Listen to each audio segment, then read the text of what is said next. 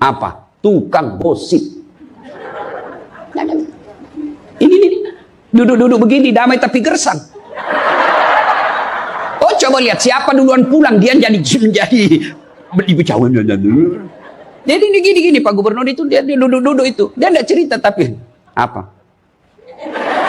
Dia mulutnya tidak ngomong, tapi bibirnya dong.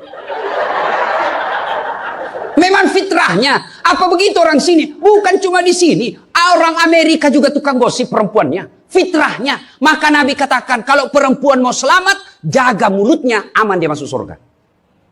Cuma kan gampang sekali kita gosip. Lewat teman kita.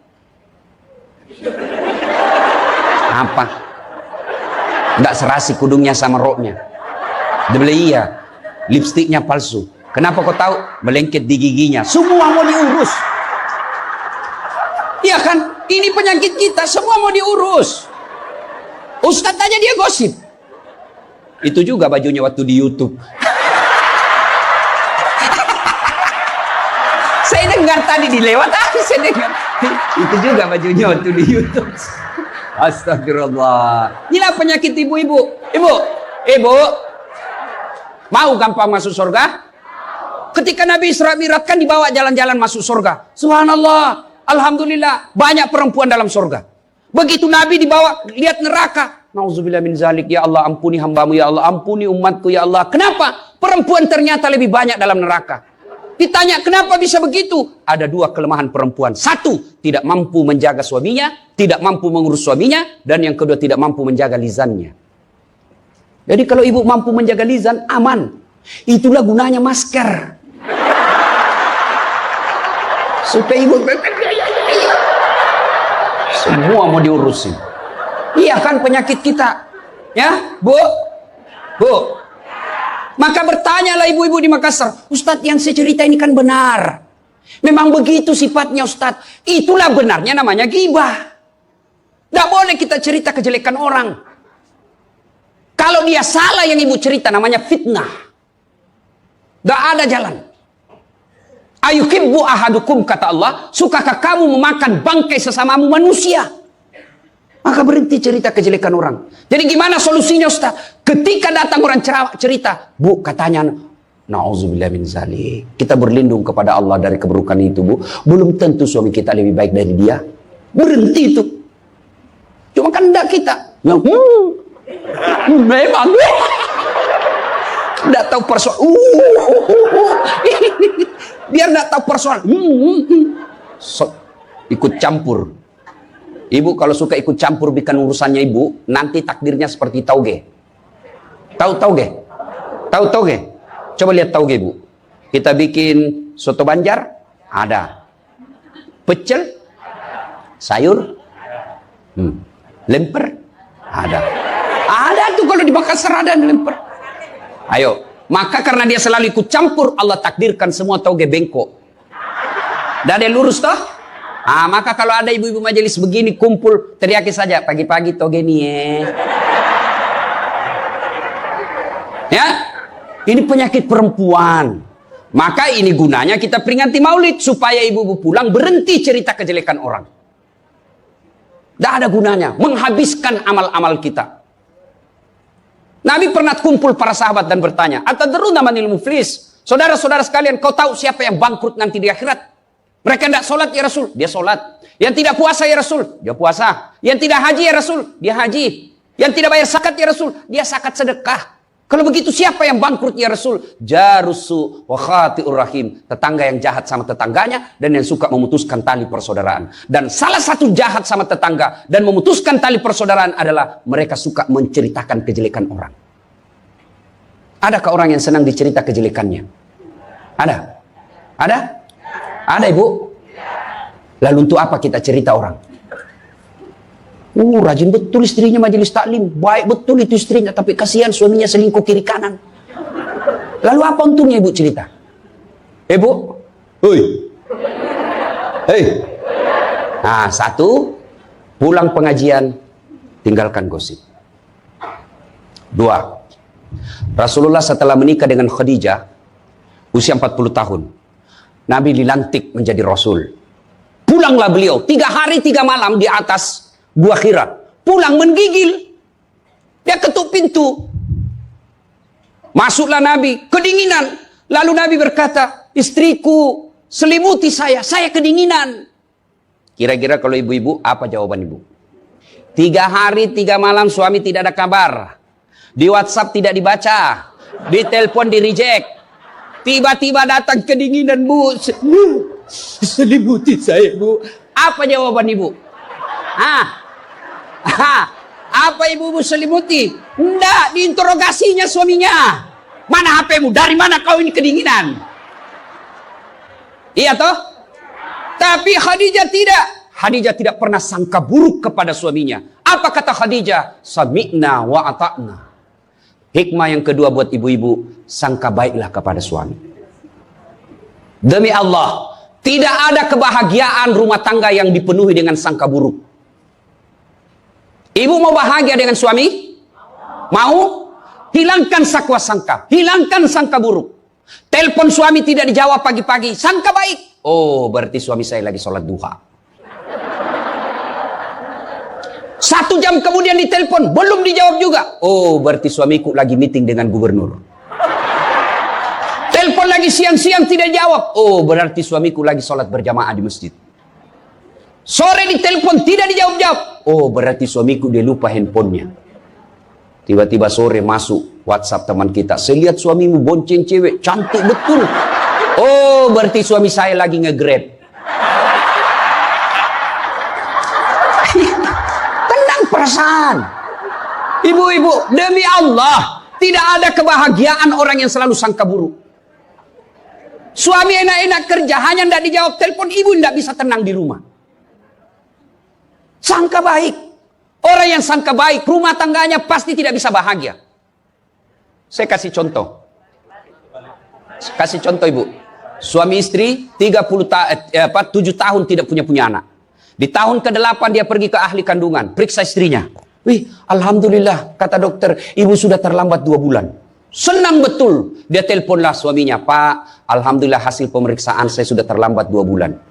Tapi Pak, jangan cerita-cerita dulu ya. Malu kita nanti kalau tidak jadi lagi. Oke Bu, ini rahasia berdua. Jangan cerita ke siapa-siapa. Setuju Bu ya? Setuju Pak. Oke. Beberapa hari kemudian datang petugas PLN. Assalamualaikum. Kata ibunya, Waalaikumsalam. Siapa ya?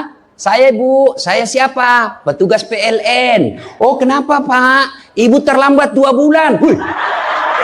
Kenapa dia bisa tahu saya terlambat 2 bulan? Wah, dia mulai curiga sama suaminya. Pasti kelakuannya lagi nih si gendut ini. Kan suaminya gendut. Pasti kelakuannya ini si gendut ini. Pulang suaminya capek. Di jalan macet, kehujanan. Baru buka pintu. Memang kau pembohong gendut. Apalagi ini pembohong. Orang capek. Pembohong gendut. Apa? Kenapa itu PLN tahu saya terlambat 2 bulan? Pasti kau yang cerita. Bukan saya. Kenapa? Wah, suaminya juga marah digendut-gendutin. Dia datang ke PLN. Ada apa kau tahu istriku terlambat 2 bulan? Dia bilang ini ada catatannya Pak. Kau hapus ini. Ya boleh Pak, tapi Bapak bayar dulu. Kalau saya tidak mau bayar, ya terpaksa punyanya Bapak diputus. Kalau punya aku diputus, apa dia pakai istri saya di rumah? Dia terpaksa pakai lilin.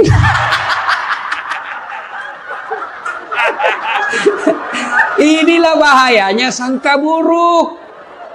Bu. Loh Ibu. Bu. Salatullah salamullah ala toha rasulillah. Salatullah salamullah ala yasin habibillah. Oleh-oleh kedua pulang maulid, hilangkan sangka buruk. Tidak ada kebahagiaan orang sangka buruk. Begitu juga kepada pimpinan kita. Kok saya dimutasi? Sangka baik. Saya tadinya kok kepala dinas menjadi staf ahli, berarti Bapak dianggap ahli. Ini staf ahli kan enak, ahli yang tidak ada stafnya. Sangka baik. Oh, berarti Pak Gubernur merasa saya perlu istirahat, banyak berpikir. Sangka baik. Jangan pernah sangka buruk. Tidak ada kebahagiaan orang yang sangka buruk. Sangka baik. Saya dalam hidup saya, betapa banyak Allah kasih pelajaran, saya baru tahu maksud Allah yang baik setelah beberapa saat berlalu. Begitu ada kejadian, sangka baik saja, tunggu akan muncul, oh ini maknanya ini. Tamat SMA kan saya daftar polisi bu, tentara, akabri. Begitu tes fisik, tidak lulus. Kenapa? Ceper. Tidak cukup tinggiku bu. Saya protes kepada Allah, ya Allah kenapa kau lahirkan saya dalam keadaan pendek? Kau tidak jadi rugi jadi Tuhan kalau saya jadi tentara. Teman saya lulus waktu itu bu. Dia sekarang polisi 2 bunga, reserse, baret merah. Saya lulus pakai baret putih. Alhamdulillah jadi ustadz. Alhamdulillah karena baret putih saya pakai, mulai baret hiram sampai baret merah, saya ceramai semua. Saya yang terbaik. Gubernur sebelumnya, kepala dinas, tiba-tiba kita tidak ada jabatan, sangka baik. Itulah hidup. Jangan pernah sangka buruk. Begitu juga kepada suami, sangka baik. Tidak ada ketentraman bagi rumah tangga yang selalu disertai sangka buruk. Dan ibu enaknya jadi istri karena ibu tidak tanggung dosanya suami. Saya bilang sama istri saya, mama nyecek. Kan ibu-ibu sekarang suka sekali periksa handphone. Untuk apa periksa handphonenya suami ibu? Coba jelaskan saya, untuk apa? Ayo yang suka periksa handphonenya suami ini. Untuk apa ibu? Setelah tahu ibu mau apa? Ternyata besok-besok ada masalah yang tidak menyenangkan hatimu, apa yang kamu lakukan? Mau diceraikan, saya ceraikan kamu. Daripada kau menderita mendampingi saya, sudah, kita selesaikan baik-baik. Dan kau tidak mungkin. Kuceraikan kau pagi, sore saya sudah dapat. Nah sekarang apa maumu? Sakit hati aja. Ayah. Dan hebatnya perempuan Islam, kalian tidak menanggung dosanya suami. Kalian tidak akan menanggung dosa suami. Ya, beda kalau laki-laki. Kalau laki-laki, dosa istri kita tanggung. Kalau suami, menanggung dosa istri. Istri tidak pakai jilbab, istri tidak sholat, istri tidak puasa, istri tukang gosip, istri suka keluyuran. Suaminya ditanggung dosanya nanti. Ku ampusakum wa ahlikum nara. Beda istri. Suami pezina, suami koruptor, suami narkoba, suami penjudi, suami tukang tipu. Ibu tidak tanggung dosanya suami. Itulah enaknya jadi perempuan Islam. Bahkan kalau dia sholat, dia puasa Ramadan, dia jaga harga dirinya, dia patuhi suaminya, kata Nabi, tadahulul jannati bisalam, silahkan ibu mau masuk pintu surga mana saja. Makanya sangka baik saja, tidak usah sangka buruk. Ada ibu-ibu curhat sama saya tengah malam, Ustaz. Mohon solusinya Ustaz, saya sudah tidak tahan. Kenapa ibu? Dia bilang, saya sudah tidak tahan. Saya minta solusinya Ustaz, saya sudah tidak tahan. Memang kenapa? Saya ini sudah 21 tahun menikah Ustaz, tidak tahan. Saya bilang dalam hati, 21 tahun tidak tahan. Inilah kadang-kala ibu-ibu kalau ngomong tidak masuk di akal. Ya memang Allah fitrahkan itu manusia, laki-laki itu lebih banyak akalnya, perempuan lebih banyak perasaannya. Maka kalau perempuan ngomel, dengar saja Pak, tidak usah dijelaskan apa dia mau. Dengar aja, karena memang dia cuma mau didengar. Oh, dengar aja, oh, ya, dengar aja, dengar. Tapi tidak tahan saya Ustaz, ya tidur. Rumus menghadapi perempuan itu, ilmu paling efektif, sabar. Tidak ada sudah kalah itu ilmu sabar. Diam, tidak usah dijelaskan. Biar dijelaskan, tidak masuk di akalnya. Apalagi kalau dia sudah bilang pokoknya, sudah Pak, lebih diam aja. Pokok, sudahlah. Dijelaskan satu, muncul pertanyaan dua. Dijelaskan tuntas yang dua, muncul lagi pertanyaan tiga. Sudah tuntas semuanya, dia ungkap lagi yang 5 tahun yang lalu. Itulah perempuan. Iya ibu toh, maka dengarkan saja. Ada saatnya nanti dia bilang, baru dia sadar itu. Iya sebenarnya itu saya emosi aja itu hari Pak. Ya begitulah perempuan. Dihadapinya jangan emosi. Saya sudah tidak tahan Ustaz. Kenapa? Sudah 21 tahun. Udah cocok saya Ustaz. Saya bilang ibu tahu enggak baut? Tahu Ustaz. Apa pasangannya baut ibu? Mur. Sama enggak? Sama modelnya? Sama bentuknya? Beda. Justru perbedaannya yang membuat dia kokoh. Berarti rumah tangga tidak akan pernah kokoh kalau mau menyamakan. Yang kokoh adalah ketika dia mau saling menerima kekurangan dan kelebihan. Itu pasti kokoh. Mana mau cocok jenis kelamin aja kita tidak sama. Iya. Pendidikan aja kita pasti beda. Latar belakang budaya kita pasti beda. Maka yang membedakan itulah kalau kita kelola dengan baik dalam rumah tangga, dengan faktor utamanya sangka baik, insya Allah bahagia rumah tangga. Ya, sangka baik. Tuh Khadijah tidak pernah sangka buruk sama suaminya. Khadijah ketika beliau sakaratil maut, usia 65, beliau sakit. Dan baju yang beliau pakai sudah 8 kali tambal. Tahu tambal, Ibu? Itu tambal ke-8-nya 1 sampai 7, Nabi masih menambalnya pakai apa? Masih pakai kain. Di tambalan ke-8, beliau pakai pelepah daun kurma. Kenapa? Habis kainnya Nabi. Padahal sebelum nikah beliau orang kaya. Lalu beliau panggillah anaknya, Fatimah ta'al. Fatimah ke sini dulu nak. Kenapa bunda? Tolong kau mintakan serbannya bapakmu. Ada serban yang selalu dia pakai, bapakmu itu terima wahyu. Tolong sampaikan ke beliau, saya minta untuk saya jadikan kain kafan. Mudah-mudahan serban itu Allah hindarkan saya dari azab kubur. Mendengar ini, Fatimah berkata, bunda aja yang minta sama bapak. Dengar jawaban Khadijah. Saya malu minta sama bapakmu nak. Habis hartanya untuk bantu Rasulullah, minta serban, malu. Kira-kira masih ada istri sini malu minta sama suaminya? Pak Gubernur masih ada kira-kira malu minta sama suami? Bukan diminta, dicuri. Ayo, itulah Khadijah. Maka jangan heran Khadijah meskipun sudah wafat, beliau tidur bersama Aisyah. Beliau tidur bersama Aisyah. Tapi siapa yang dikenangnya? Khadijah. Rasulullah hanya berkata, seolah-olah saya mendengar trompak kakinya Khadijah. Seolah ada Khadijah dalam rumah kita. Aisyah cemburu. Ya Rasulullah, ada apa sih kelebihan Khadijah? Khadijah sudah wafat. Kau nikahi 2 kali janda. Lebih tua dari kamu. Kenapa Khadijah terus? Dengar jawaban Nabi. Kau tidak pernah mampu mengimbangkan, menyandingkan atau menyamakan dirimu dengan Khadijah. Ketika tidak ada orang percaya kepadaku, Khadijah orang pertama yang percaya ke Rasulanku. Ketika orang memboikot saya tidak boleh bertransaksi ekonomi kepada Muhammad, hartanya habis untuk membantu perjuangan dakwah. Maka jangan heran Rasulullah sangat mencintai Khadijah. Jadi kalau ibu mau dicintai suami lahir batin, jadilah seperti Khadijah. Bukan karena cantiknya, bukan karena kayanya, tapi kebersihan hatinya Khadijah. Kita itu laki-laki kan tergantung perempuannya. Kalau perempuannya baik, akhlaknya baik, tidak mungkin tergoda suami. Ibu mau? Suami tidak macam-macam mikirnya. 3 aja resepnya. Pegang ini, kau kuasai suamimu. 1, buat matanya senang. Artinya apa? Ibu penampilan cantiklah di depan suami. Kalau suami senang selalu pakai baju merah, pakai itu baju merah tiap hari. Kalau suami senang warna-warna emas, pakailah itu tiap hari ya. Tapi saya tidak senang warna begini Ustaz. Bukan untuk ibu, tapi untuk menyenangkan suami. Dandannya seorang istri, menyenangkan hati suami. Itu ibadah buat seorang wanita. Yang kedua, buat perutnya senang. Bagaimana caranya? Bikinlah masakan kesenangan suami. Kalau tidak bisa tiap minggu, sekali sebulan. Ketika terima gajinya suami, terima honornya suami, ya WhatsApp suami, SMS suami, telepon suami. Bang, jangan makan di luar hari ini. Hari ini saya masak spesial buat abang.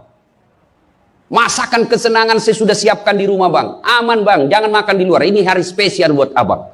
Senang kita jadi suami. Itu saya kalau terima SMS WhatsApp begitu, mamanya di rumah dia goreng baru dia kirim. Rasanya kita mau cepat pulang. Ibu pernah WhatsApp suaminya begitu?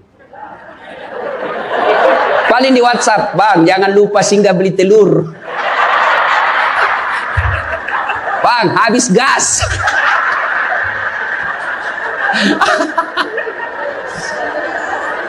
Kok tahu Ustaz? Ya saya rasakan juga. Pernah suatu kali Pak Gubernur pulang, saya ceramah takziah malam-malam di Makassar. Tiba-tiba masuklah WhatsAppnya mamanya Cek. Ustaz habis pembalut. Aduh. Tidak mungkinlah sopir saya suruh ini istri saya. Sudahlah, saya singgah, saya berdoa mudah-mudahan tidak ada yang kenal saya. Begitu saya bayar, ada ibu-ibu datang, Ustaz beli pembalut. Saya jengkel langsung saya balik. Biar daripada saya melahirkan udah. Kadang perasaan. Mungkin ego kita ini buat kita juga laki-laki. Ya, kadang-kala ego naik.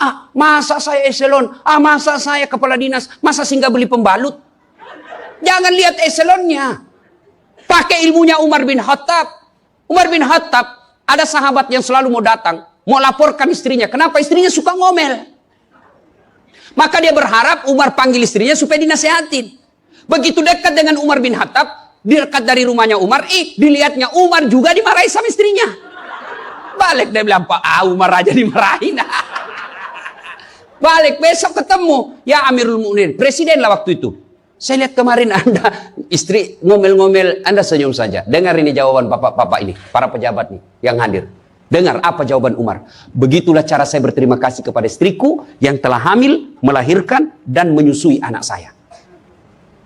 Coba, hilang itu emosi, Pak. Hilang itu harga diri. Kalau kita sudah ingat bagaimana susahnya itu ibu melahirkan, hamil. Masih ingat ibu-ibu waktu hamil? Masih? Ada enggak enaknya itu orang hamil? Untung saya tidak pernah hamil. Coba ibu-ibu kalau hamil, jalan aja setengah mati. Aduh, sudah mau mau duduk aja. Mana ada ibu hamil langsung duduk aja. Udah standar samping dulu itu kasih. Iya ibu. Ya, benar. Kalau kita laki-laki paling ngidam. Ustaz, apa doanya berhenti ngidam istri? Ngidam apa istrimu? Nanti dia bisa tidur kalau dilihat saya di atas lemari, Pak Ustaz. Jadi kalau istrinya mau tidur jam 10, setengah 10 sudah di atas lemari. Saya berarti kau dongo-dongo itu dikasih terjadi ke konsumsi. Yang kedua kata Umar, begitulah cara saya berterima kasih kepada istriku yang telah melahirkan anak saya. Masih ingat waktu melahirkan? Masih? Ada enggak ibu-ibu melahirkan senyum? Ada? Mentang-mentang istri gubernur, keluar sayang. Setengah mati juga biar istri gubernur. Nggak ada. Itulah susahnya jadi perempuan. Maka ketika suami disuruh sama istri, bayangkan sulitnya melahirkan. Yang ketiga kata Umar, begitu cara saya berterima kasih yang telah menyusui anak saya. Masih ingat waktu menyusui? Masih? Terutama waktu tumbuh giginya. Masih ingat tak?